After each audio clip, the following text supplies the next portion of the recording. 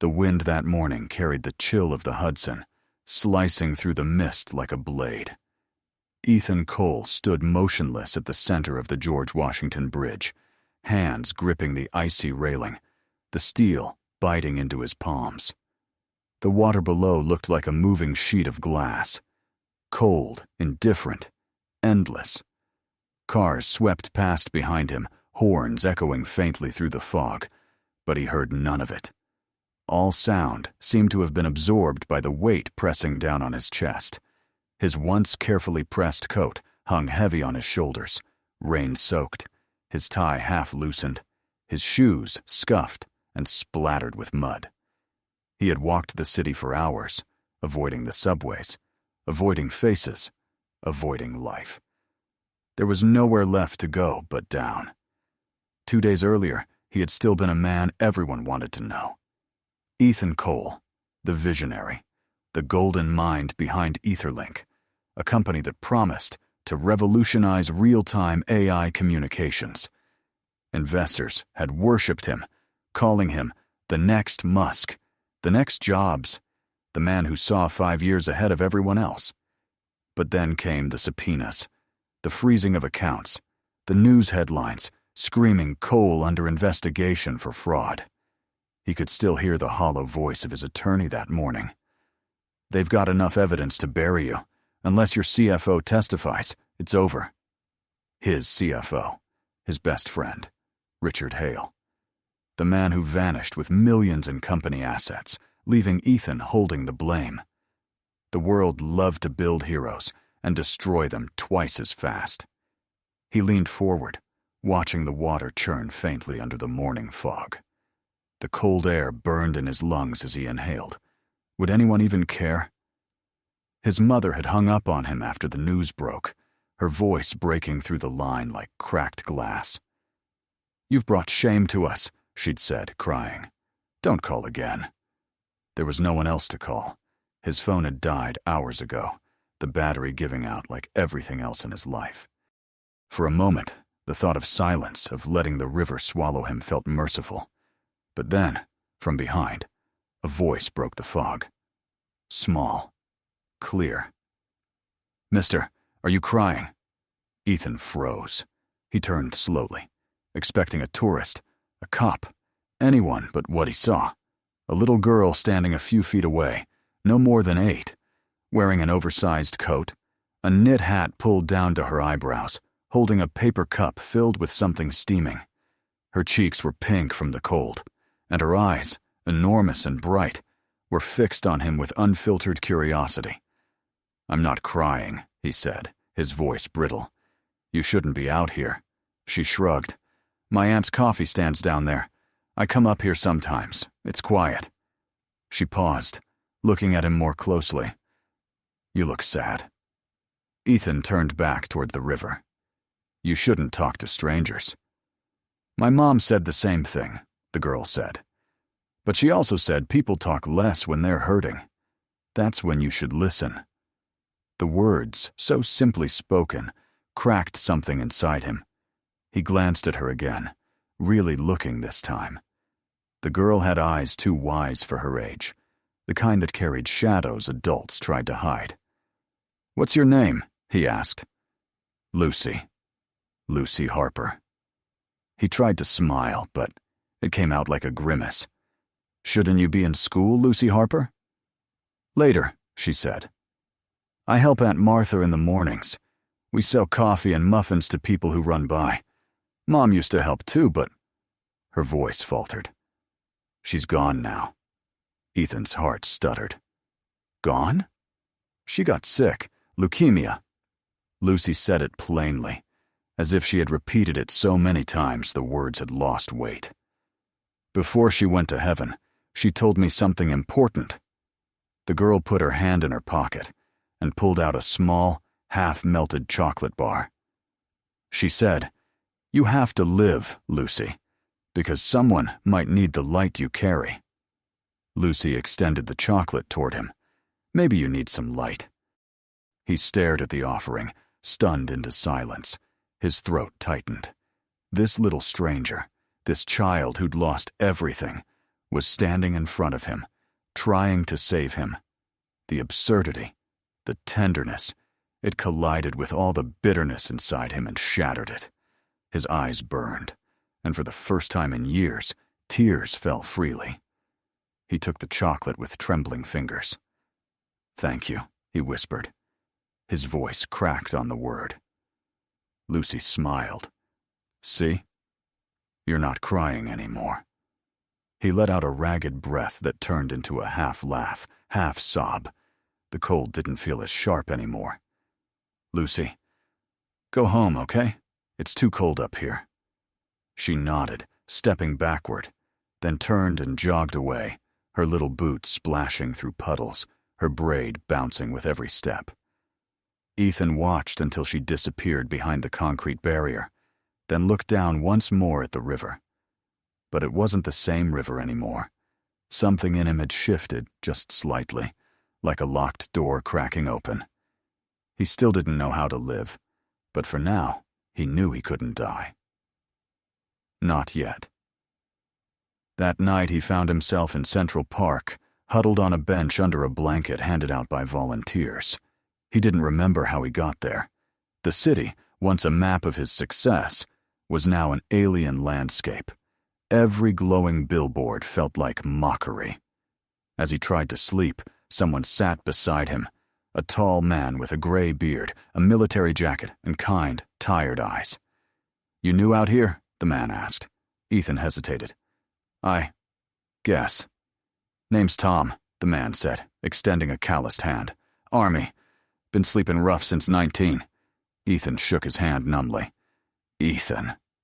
Tom nodded knowingly. "Don't look like you belong here, Ethan." "I don't," he said bitterly. "Not anywhere." Tom chuckled softly. "That's what we all say at first. Come to the shelter tomorrow. They got coffee, pancakes if you're lucky. You can think better with food in you." Ethan didn't answer. He watched the man shuffle away into the shadows, then lay back, staring at the city lights between the branches. He thought of Lucy. "Maybe you need some light." The words echoed in his mind until exhaustion pulled him under.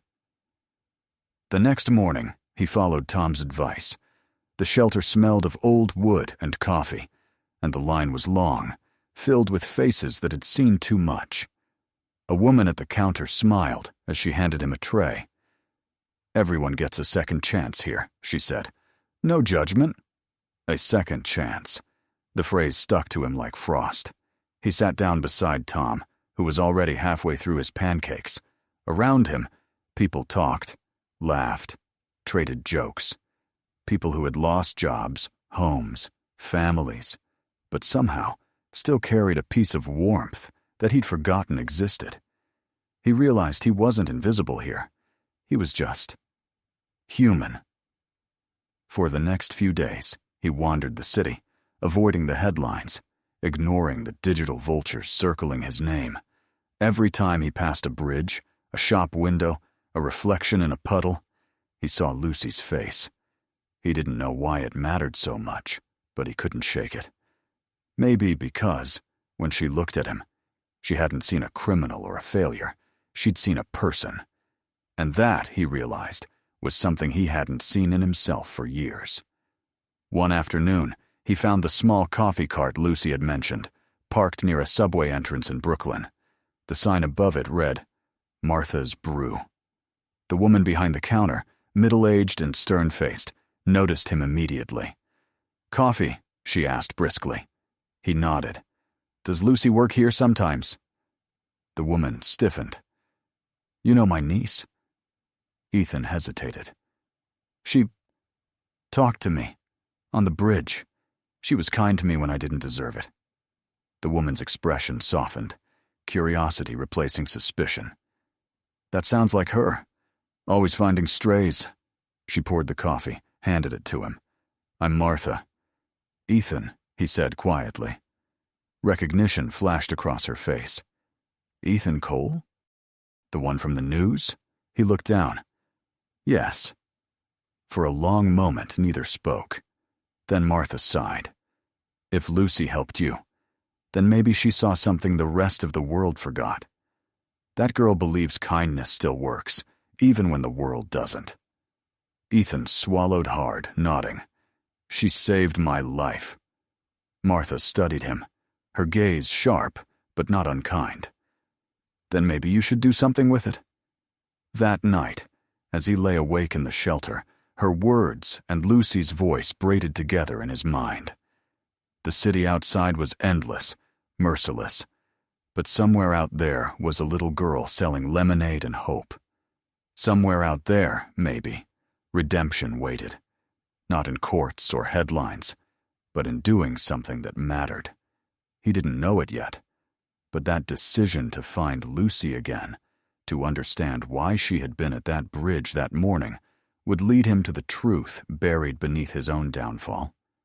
The path ahead would be darker, deeper, and far more dangerous than he could imagine.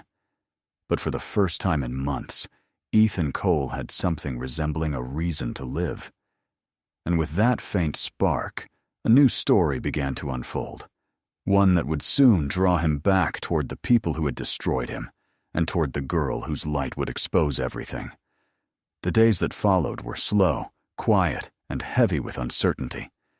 Ethan stayed near the Brooklyn shelter, volunteering when he could, trying to piece together some form of existence that didn't involve headlines, courtrooms, or the constant sound of his own name being cursed on television.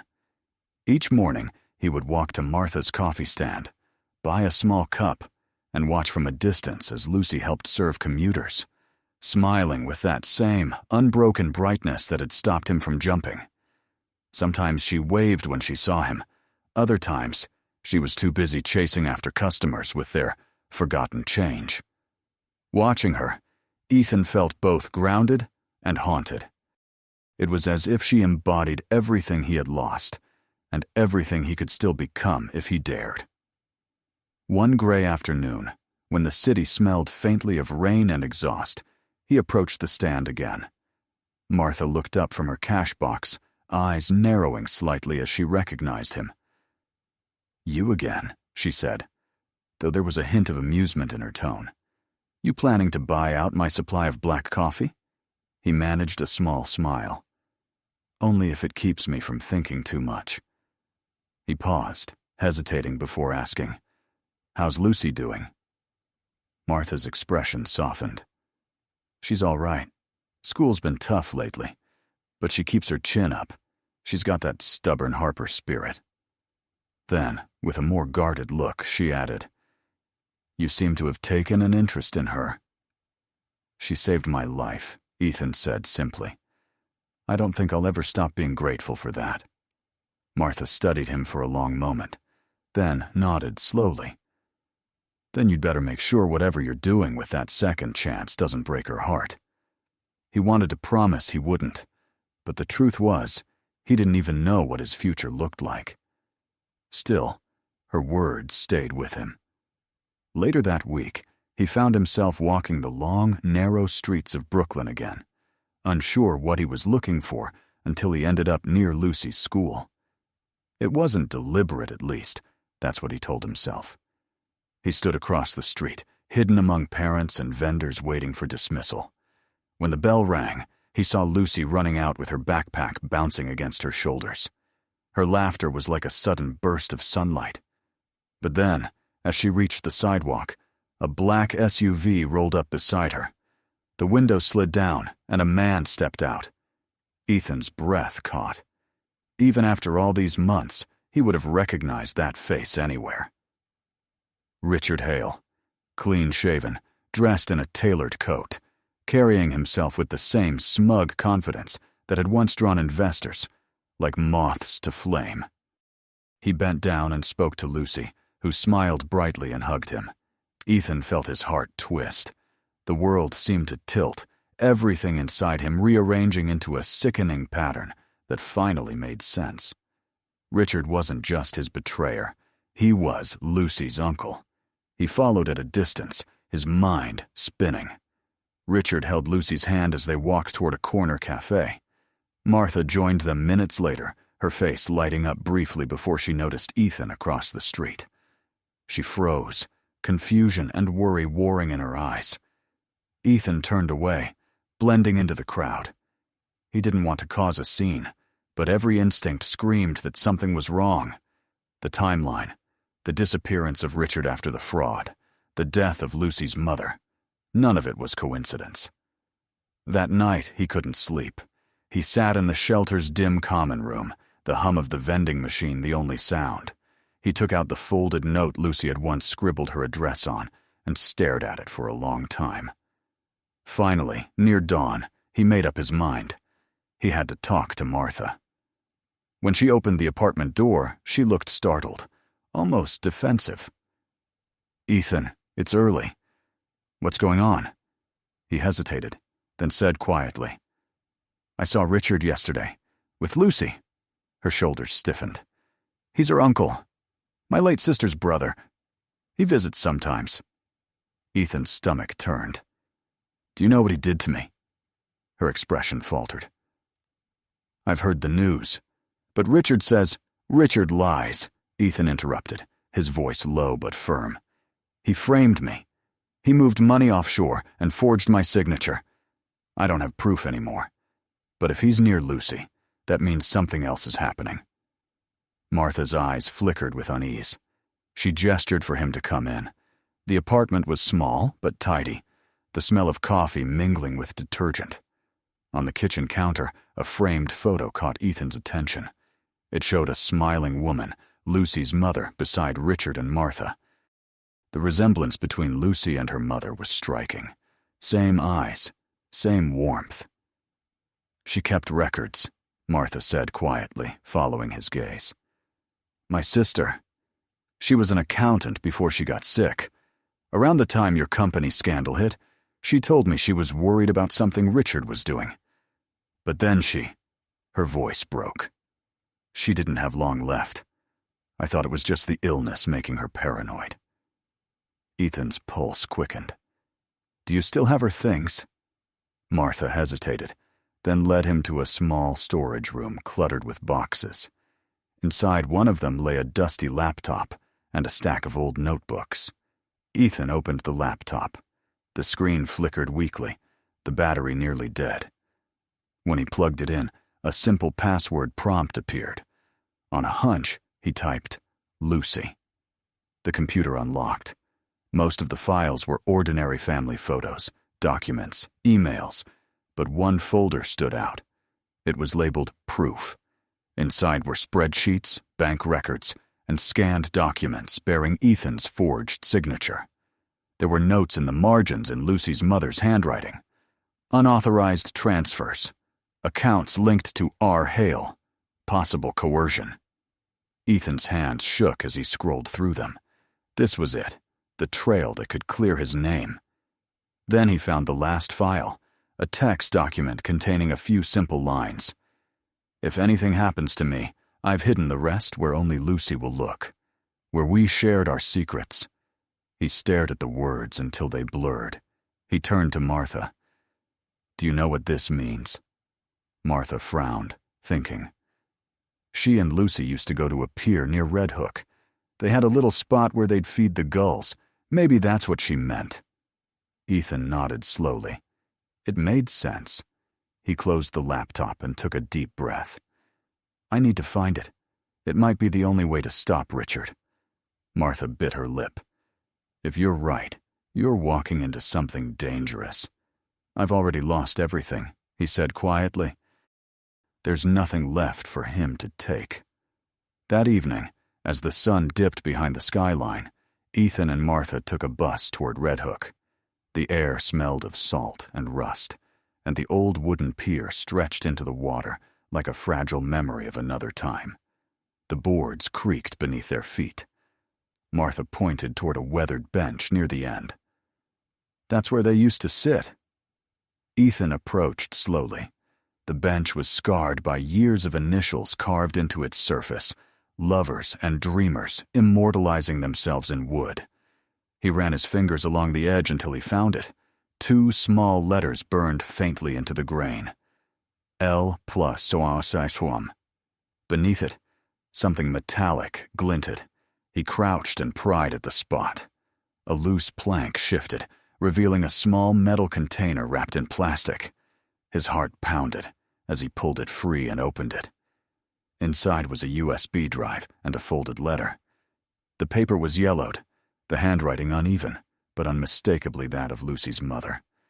He read it silently while Martha watched, tears welling in her eyes.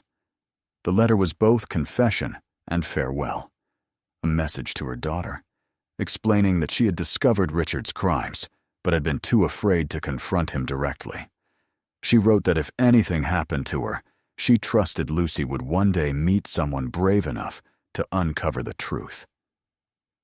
Ethan's throat tightened. She knew everything, he whispered. She tried to protect Lucy. Martha crossed herself, her voice trembling. Then he might have... Ethan cut her off gently. Don't. Not yet. We'll let the evidence speak. They went back to Martha's apartment, where Ethan connected the USB to the old laptop. The files inside were damning. Full transaction histories, offshore account details, even video recordings of Richard in private meetings discussing shell companies. And then, the most devastating file of all, a video message recorded by Lucy's mother, weak and pale in a hospital bed. If you're watching this, she said softly, then I couldn't finish what I started. Richard is not who he pretends to be. He has used Ethan Cole's trust, his company, his name, to move money that belongs to no one but greed. I was part of the system that helped him hide it. But I can't live with that anymore. Protect Lucy. And if Ethan sees this, please forgive me for not speaking sooner. The screen went black. Ethan sat motionless for a long time, every word echoing through him like a heartbeat. When he finally spoke, his voice was steady. This can clear my name, but if we release it now, Lucy could be in danger. Martha nodded grimly. Richard has money, lawyers, people who owe him favors. If he realizes you've found this, he won't sit still. Ethan leaned back, the weight of the choice pressing down on him. He could end his nightmare, prove his innocence, rebuild his life, but at the cost of the only person who'd shown him kindness when he deserved none. No, that wasn't an option. I'll need help, he said at last. Someone who can protect Lucy and make sure this gets out safely. Who? He thought for a moment, and one name surfaced through the fog. Amelia Torres, he said, a journalist. She used to write about tech ethics. She covered my rise before it all fell apart. Martha nodded slowly. Then find her. But be careful, Ethan. You're not the only one watching. Outside, the wind had picked up again, sweeping across the pier and rattling the loose boards like whispered warnings. As Ethan left the apartment that night, the city stretched before him, vast, alive, and full of unseen threats. He walked with the flash drive clenched in his fist, feeling its weight like a pulse. Somewhere out there, Richard Hale was still moving his pieces, still smiling for cameras, still untouchable. But for the first time, Ethan held something stronger than despair. He held truth. He didn't yet realize that exposing it would cost far more than his own redemption. The next move would draw every shadow closer, because when you lift the veil on corruption that powerful, it never goes quietly. But for now, as he walked toward the dim lights of Manhattan, Ethan felt the first fragile stirrings of resolve. The bridge behind him was no longer a symbol of ending. It had become the start of a reckoning that would change every life it touched. The rain had not stopped for 3 days. It came in waves, sometimes whispering against the windows, sometimes hammering down with relentless fury, turning the city into a blur of reflections and neon. Ethan barely noticed. He sat at a small table in a dimly lit diner, the flash drive from Lucy's mother lying before him on a napkin, next to a half-drunk cup of coffee that had long gone cold. The hum of conversation around him was distant, like static. The only clear sound was the ticking of the wall clock above the counter each second, like a reminder that time was running out. He knew what he held in his hands could change everything. The evidence was irrefutable. Bank transfers, forged documents, and that haunting video confession. It could clear his name, destroy Richard's empire, and finally let him breathe again. But it could also put Lucy in the crossfire.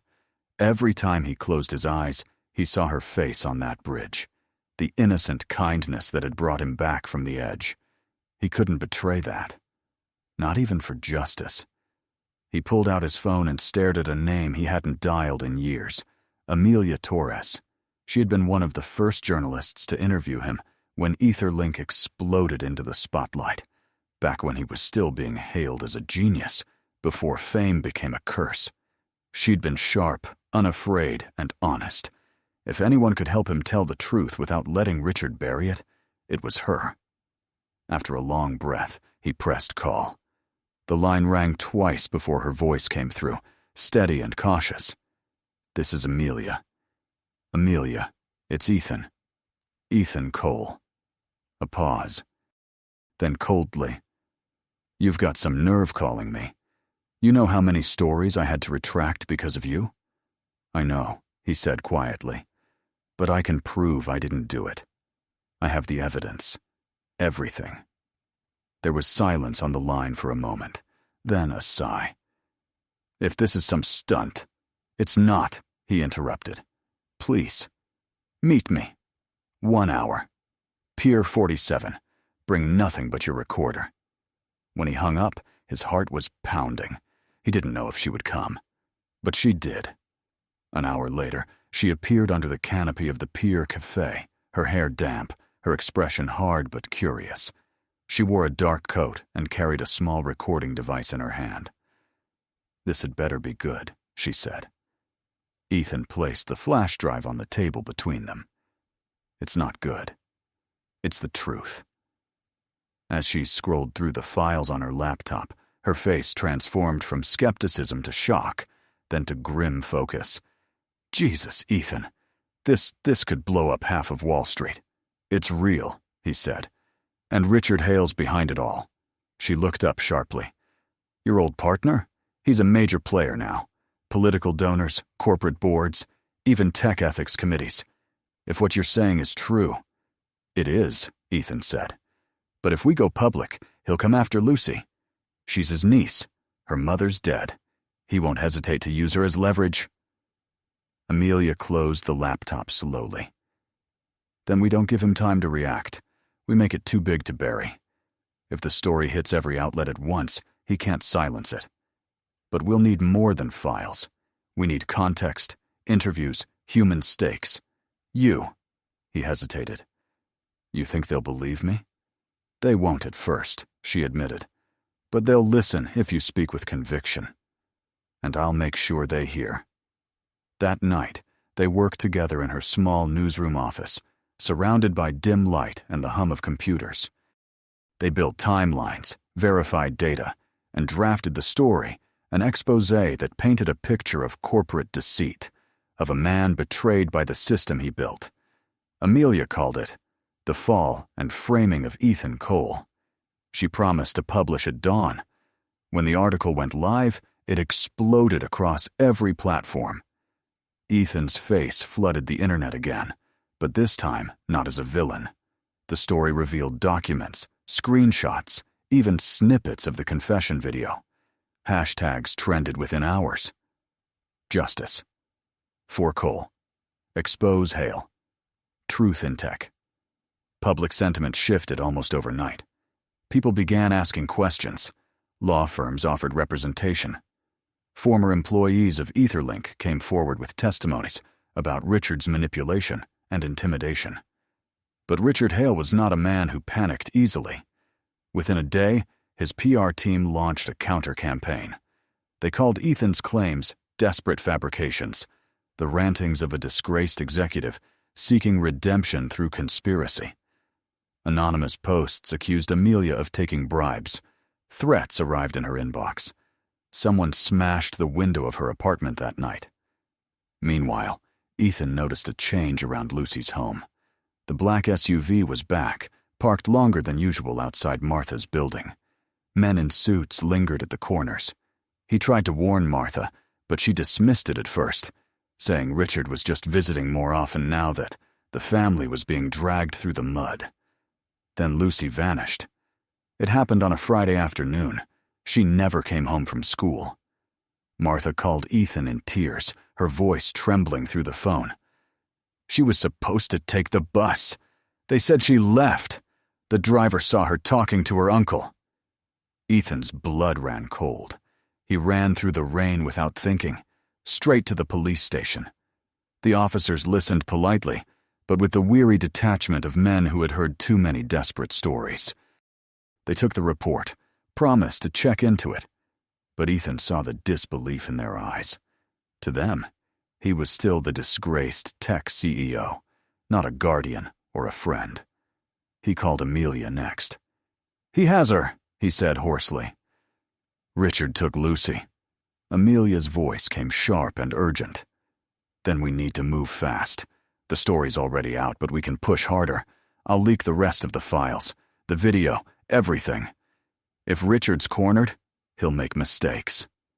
Ethan paced the small apartment, fists clenched. "He's not the type to make mistakes. He's too careful." "Then we make him desperate," she said. Over the next 24 hours, Amelia coordinated with sympathetic journalists and fed them more data. New headlines appeared. Evidence points to Richard Hale's offshore fraud scheme. Whistleblower confession links Hale to death of accountant. The pressure mounted. Investors began withdrawing from Hale Industries. Government agencies issued statements. And yet, no word of Lucy. Ethan didn't sleep. He scoured the city, checked every possible address tied to Richard, every property listed under his companies. It was Amelia who found the clue. A mention in an old real estate article of Hale's private residence on Long Island, a sprawling waterfront mansion used for retreats and private gatherings. It was enough. He borrowed Tom's old pickup truck and drove through the storm, headlights cutting narrow tunnels of light through the darkness. Every mile felt heavier than the last. His mind cycled through memories. Lucy's laughter, her mother's voice in the video, the promise he made to Martha. He could not fail now.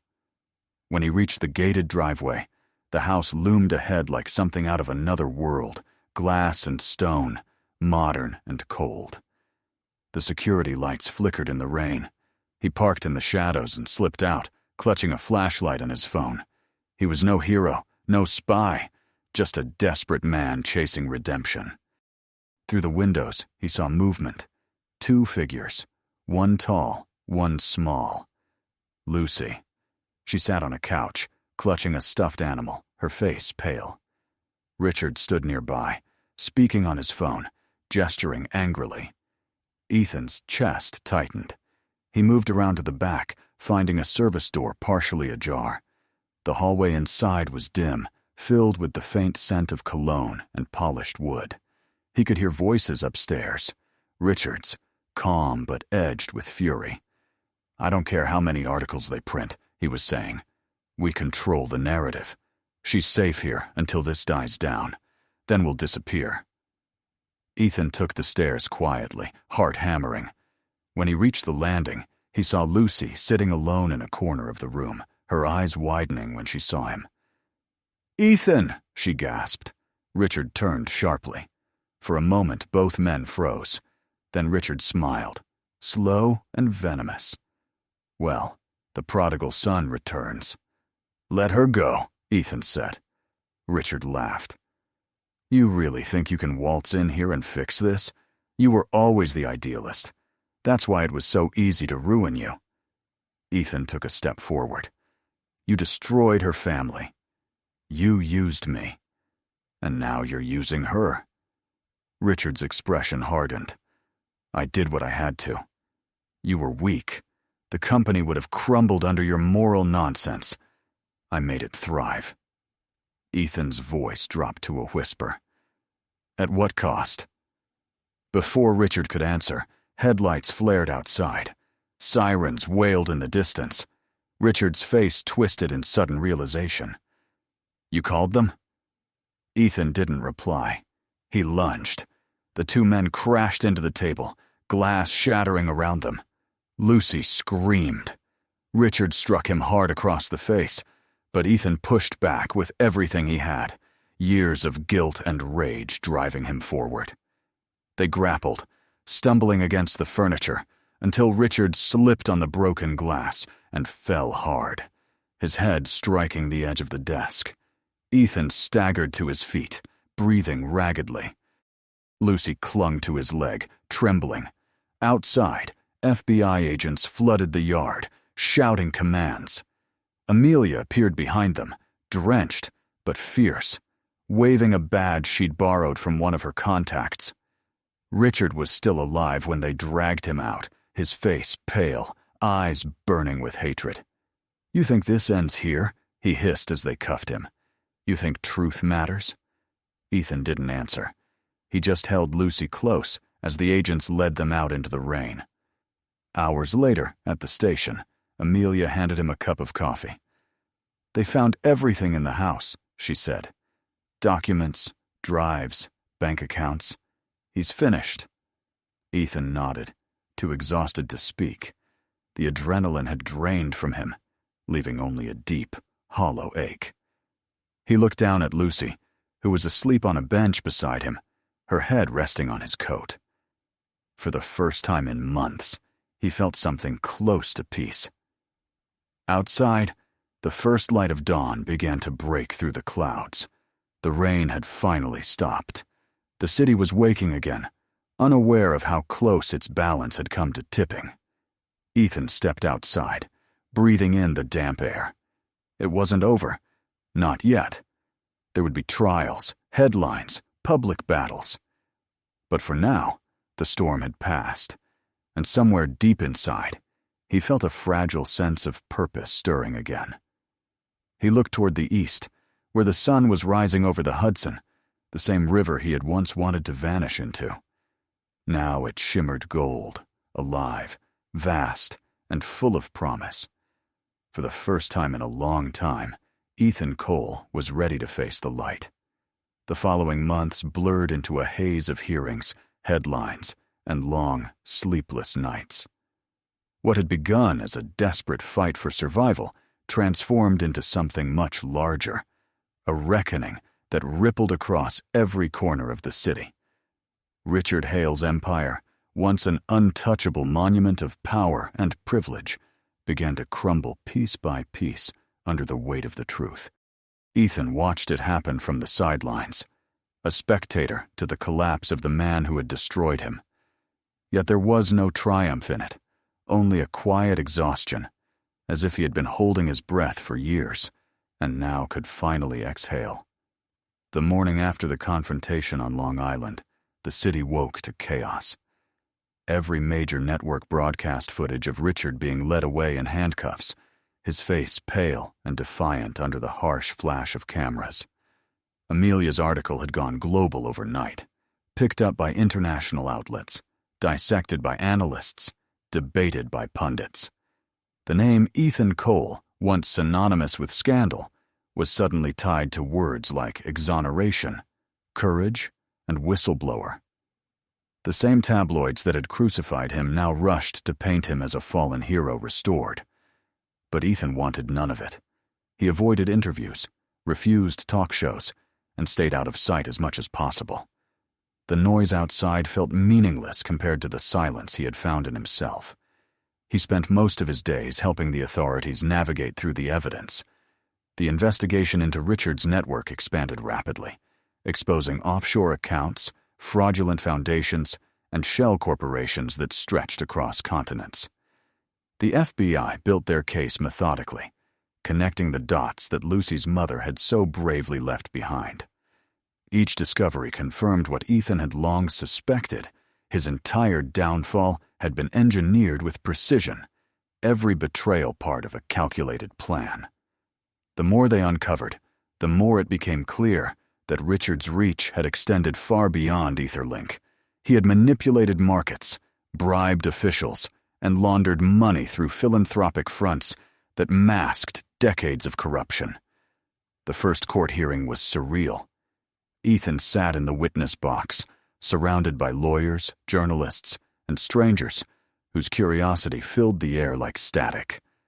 Across from him, Richard appeared almost unrecognizable. The arrogance was gone, replaced by a cold, calculating emptiness.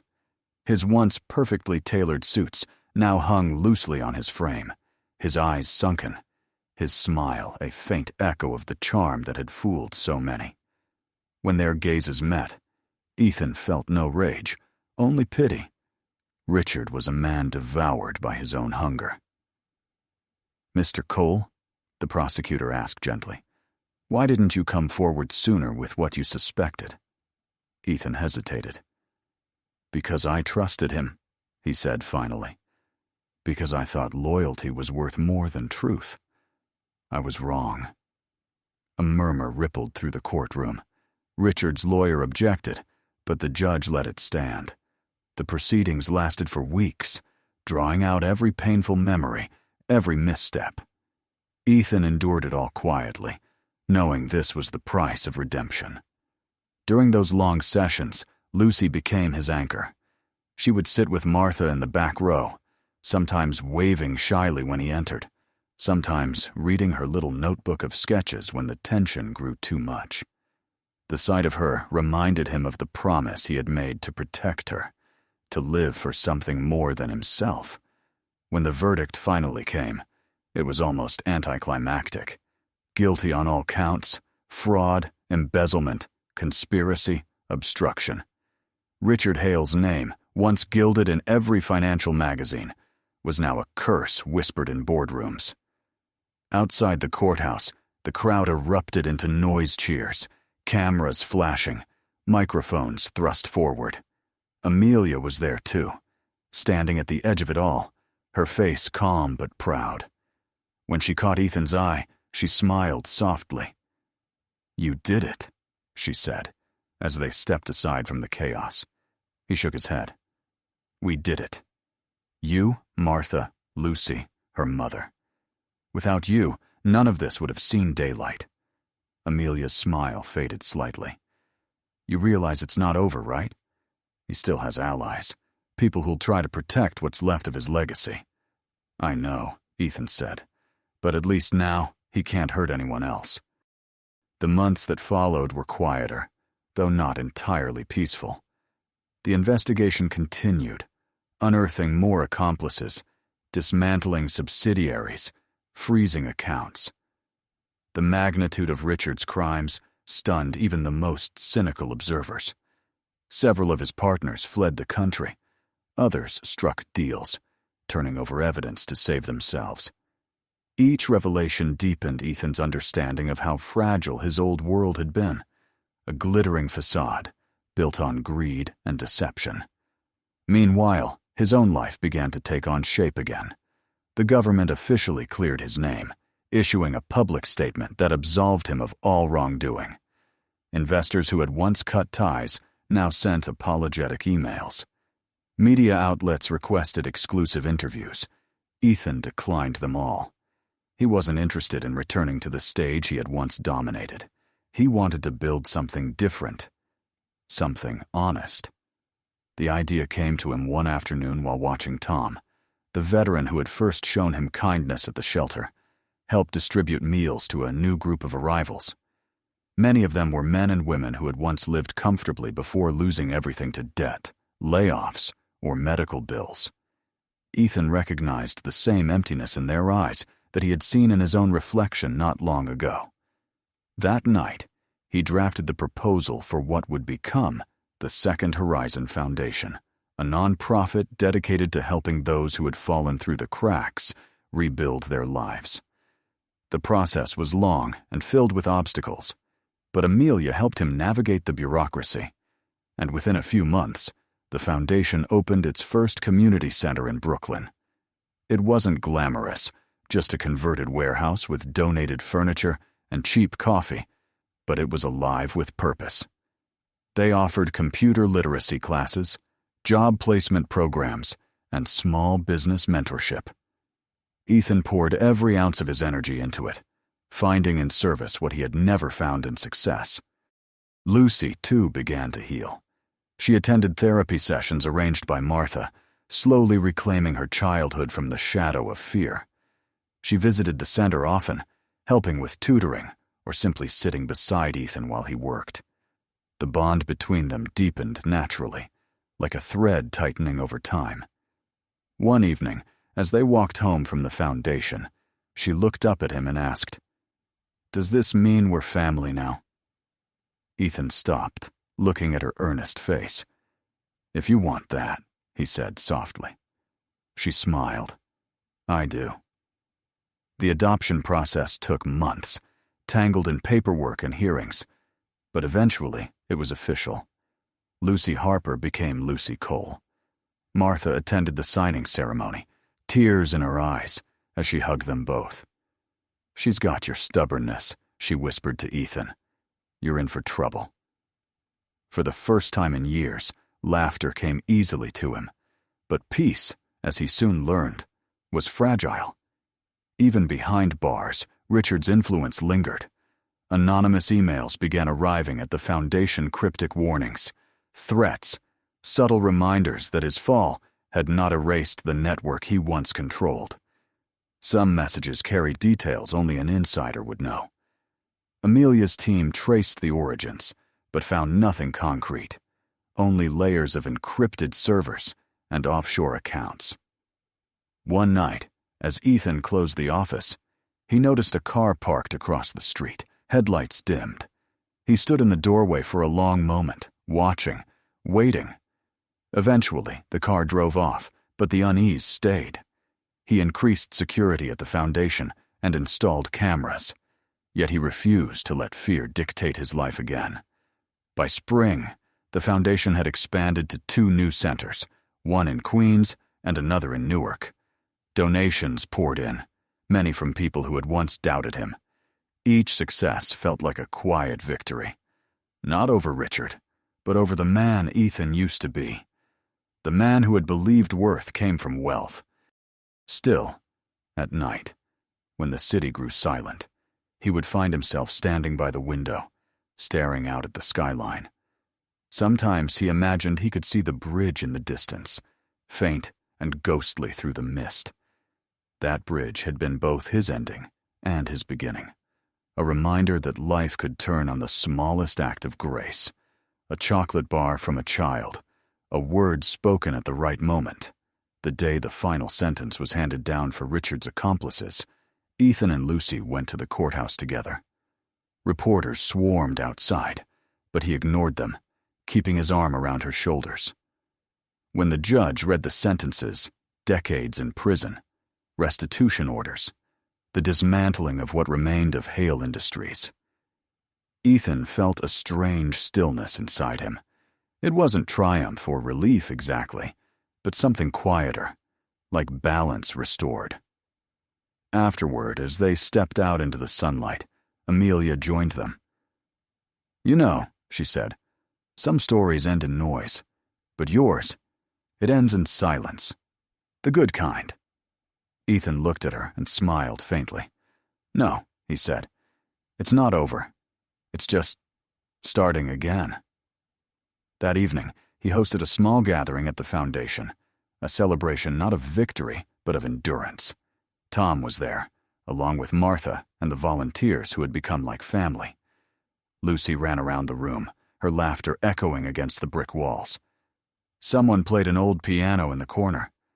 For a few fleeting hours, the weight of the past lifted.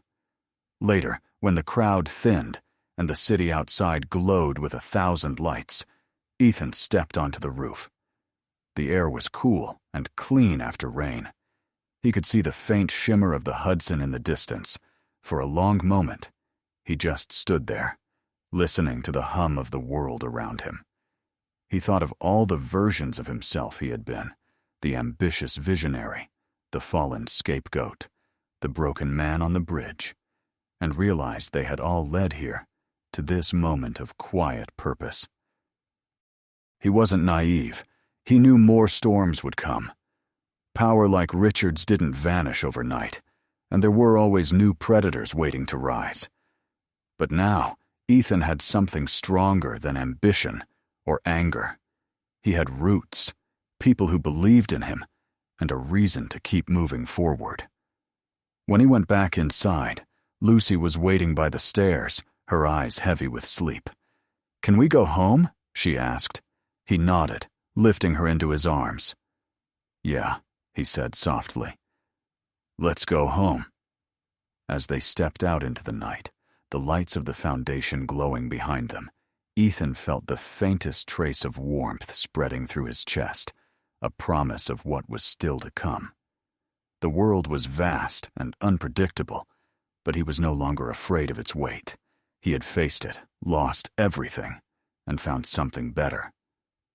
And somewhere beyond the city, the bridge stood silently over the river, watching, as if it too remembered the man who once stood on its edge, and the little girl who had taught him to live again. Spring gave way to summer, and with it came the slow settling of a life that no longer felt borrowed. The city, once a labyrinth of noise and judgment, had begun to soften around Ethan. He walked the same streets he had once wandered in shame, but now they seemed to breathe differently. People recognized him occasionally, but not with the curiosity or suspicion that used to trail behind his name.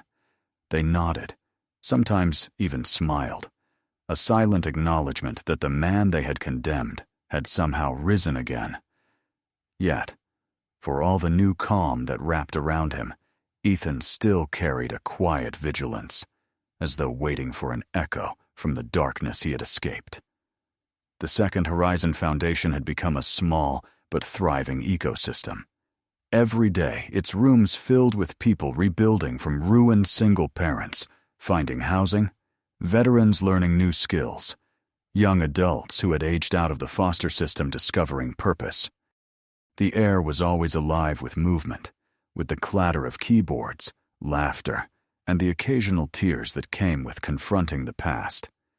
Ethan moved through it all like an anchor, teaching workshops, holding meetings, sometimes just sitting beside someone who needed silence more than advice. It was, in every sense, a second life, one built not on innovation or profit, but on the simple belief that people could begin again. Lucy thrived in this world. She had grown taller, her once shy energy replaced by an easy confidence. She helped with tutoring programs after school, carrying notebooks and snacks in her worn backpack, her laughter a melody that followed her wherever she went. She called Ethan Dad now, though she still sometimes slipped and called him by name when she was distracted. Every time she did, he smiled and said nothing. The title didn't matter. It was the love behind it that counted. One warm evening in June, as they locked up the foundation, Lucy stopped on the sidewalk and looked up at the sky. The sunset bled into shades of gold and crimson, the city glowing beneath it. "Mom would have liked this," she said softly. Ethan looked at her, surprised by the sudden mention, but he nodded. "She would have," he said. "She'd be proud of you." Lucy's smile was wistful. "Do you think she knows? That we're okay now?" He wanted to tell her yes, that the universe was kind enough to let the dead watch over the living, that love like that didn't fade with death. But instead, he said, "I think she does. I think that's why we're okay." She nodded, satisfied with the answer, and they walked home hand in hand. The following weeks passed peacefully, but beneath the surface, unease began to stir again. It started with small things, a flicker of a figure near the foundation late at night, strange calls that went silent when answered, a sense of being watched that Ethan couldn't shake. He told himself it was paranoia, the lingering trauma of what Richard's network had done. Yet one morning, Amelia arrived with a grim expression and a folder in her hands. "Read this," she said, laying it on his desk. Inside were printouts of encrypted messages intercepted by one of her investigative contacts. The senders were unidentified, but the content was unmistakable. References to unfinished business, to the Cole case, to tying up loose ends. Some of Richard's associates never went down, Amelia explained. A few vanished before the indictments hit. They've been resurfacing in bits and pieces, anonymous shell donations, quiet property sales, digital footprints. They're reorganizing, smaller, meaner, and more desperate. Ethan closed the folder slowly. And they're coming for me. Amelia's silence was answer enough. You've built something visible, Ethan. Something that shows people they can't be erased. Men like them don't forgive that. He leaned back in his chair, staring out the window. The foundation courtyard below was alive with life volunteers setting up for a community dinner. Lucy handing out flyers. The sight grounded him. If they want to destroy me, he said quietly, they'll have to go through everything I've built, and that means they'll have to show themselves. That evening, he stayed late, reviewing files, securing digital archives, strengthening firewalls. Years in technology had left him adept at protection, and he used every skill he had. Still, when he finally left the office, the city felt heavier. The street lamps hummed, the wind carried whispers of rain, and as he crossed the intersection, he caught sight of a car idling 2 blocks away. He turned his head, and the headlights flared before the vehicle rolled off slowly into the dark. The tension built quietly over the next few days. Amelia received another warning, a grainy photograph of Ethan and Lucy leaving a restaurant, mailed without a return address. The implication was clear. When she showed it to him, Ethan's only reaction was a long, steady breath. "We'll call the FBI," he said. "We'll do this the right way." The agents were professional and cautious. They installed surveillance near the foundation, advised extra precautions, and assigned a contact for emergencies. But even as they reassured him, Ethan sensed the fragility of their control. He had learned by now that danger often came dressed as calm. One night, as the foundation closed after a late seminar, Ethan and Tom stayed behind to lock up. The veteran, ever watchful, noticed the glint of something metallic beneath a parked car by the entrance.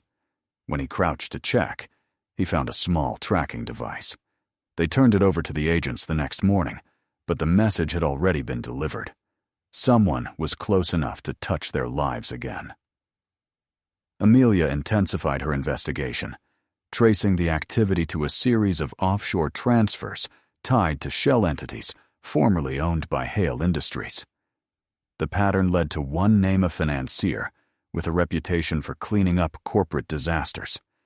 He was discreet, ruthless, and had been one of Richard's earliest backers. If anyone had reason to restore the remnants of that empire, it was him. Meanwhile, Lucy noticed the unease, though Ethan tried to shield her from it. One night, as he tucked her into bed, she looked at him with the same perceptive gaze her mother once had. "You're scared again," she said softly. He hesitated, then smiled faintly. "Not scared, just careful." "Is it because of him? The man who hurt you?" Ethan met her eyes. "He's gone, Lucy. But sometimes the things he left behind take longer to fade." She seemed to think about that, then said, "You always tell people at the foundation that the past doesn't get to decide who they are. Maybe it's your turn to listen." Her words lingered long after she fell asleep. 2 weeks later, the storm broke. Amelia uncovered evidence that the financier had ordered a private meeting with one of the prosecutors who had handled Richard's case. She suspected it was an attempt to reopen old narratives, to seed doubt about the integrity of the investigation. If successful, it could tarnish everything Ethan and the others had fought for. Together, they decided to confront the situation directly. Ethan arranged a meeting at a neutral location, a downtown hotel conference room, quiet and impersonal. Amelia joined him, along with 2 agents. When the financier arrived, he carried himself with the arrogance of someone who had never been told no. His name was Vincent Marr, a man known for turning corruption into art. "I think we can come to an arrangement," Marr began smoothly, his voice slick as oil. "You've rebuilt your image beautifully, Mr. Cole. It would be a shame if lingering questions from your past began to circulate again. False ones, of course, but perception is fragile, isn't it?" Ethan said nothing, watching him carefully. Marr smiled thinly. "All I ask is that you dissolve your foundation. Step away quietly. No scandal. No noise. You'll receive compensation. Enough to start fresh anywhere you wish. Consider it insurance." Amelia leaned forward. "That's blackmail." He didn't even flinch. "It's business." Ethan's voice was calm but cold. "You don't understand. This isn't about me anymore. You could destroy my name again, and it wouldn't matter. The foundation isn't mine to take apart. It belongs to the people it helps. And they don't scare easily." For the first time, Marr's confidence faltered. The meeting ended with veiled threats and false smiles, but the message was clear. He wouldn't stop. Over the next days, the tension mounted. Anonymous messages returned, this time laced with malice. One evening, as Ethan and Lucy walked home, a man brushed past them and murmured, "You should have taken the deal." When Ethan turned, the stranger had already vanished into the crowd. That night, he called Amelia. "They're getting bold," he said. "Then it's time we finish this," she replied. "Let's expose them again, publicly, the same way we did before." And so they did. Amelia's team published a new investigation connecting Marr to hidden assets, shell accounts, and several of Richard's surviving allies. The report spread fast, igniting outrage, prompting new probes. Under pressure, Marr's empire began to fracture. Federal agents raided his offices. Warrants were issued. Within weeks, his influence collapsed. When it was finally over, truly over, Ethan stood once more on the Hudson River Bridge. The wind was gentler that day, carrying the scent of summer rain. The city stretched endlessly before him, shimmering under the setting sun. He leaned against the railing, not in despair this time, but in quiet reflection. Lucy joined him, her hand slipping into his. "You always come here," she said. "Why?" He smiled faintly. "Because this is where everything ended once, and where it began again." She looked out at the river. "Do you ever wish it had been different?" He thought about it for a long time. "Sometimes. But then I remembered that if it had, I wouldn't have met you. And everything else stops mattering." They stood there until the first stars appeared, the hum of the city blending with the sound of water below. The bridge that had once been his escape had become his witness, the keeper of both his ruin and redemption. When they finally turned to go, Ethan felt lighter than he had in years. The darkness that had followed him for so long had lost its power. He had faced it, and though it had tried again and again to pull him under, he had chosen the light every time. As they walked home, the night alive with city sounds, Lucy squeezed his hand. "You know what Mom said," she whispered, "that everyone carries a light, even if they forget it's there. I think you found yours." Ethan looked down at her, smiling softly. "Maybe I just borrowed yours for a while." She grinned. "That's okay. I've got enough to share." They crossed the street, the glow of the foundation visible in the distance, its windows golden against the dark. Inside, volunteers prepared for the next day, lives ready to begin again. The city pulsed with motion, endless and alive. Ethan took one last glance at the river, then at the girl beside him, and felt, for the first time, a peace that did not depend on anything but being here, in this moment, alive. The bridge, the river, the city. They were no longer symbols of loss, but of return, The past had not been erased, but transformed, each scar turned into a map of survival. And as he walked on, hand in hand with Lucy through the soft light of evening, Ethan Cole knew the truth he had searched for all along, that redemption was not something granted, but something lived, one day, one breath, one second chance at a time. Every story matters. Make sure to subscribe for more like this. Share this video and stay with us for the next chapter.